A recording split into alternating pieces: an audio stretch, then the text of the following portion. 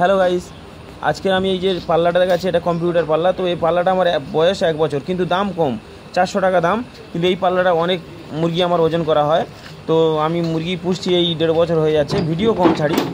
কিন্তু আজকে তোমাদের এই মেপে দেখাবো যে একটা দেশি মুরগির বাচ্চা কতটা ওজন হতে পারে 13 দিনে, এবং একটা টাইগার মুরগির বাচ্চা বা ক্যালবার্ট যেটা বলে সেটা কত ওজন হতে পারে।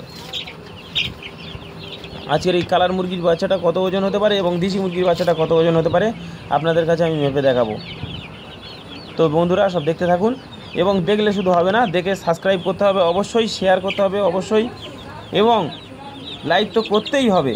আর লাস্ট কথা যেটা, যে আপনাদের এটা দেখে চুপ করে থাকলে হবে না।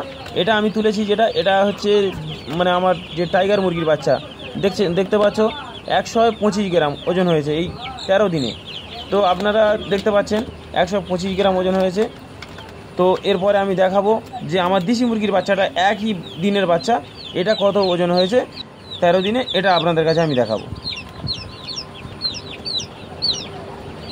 তো দেখুন গাইস, এটা দেখে খালি চুপ করে থাকলে হবে না, এটা 50 গ্রাম ওজন হয়েছে।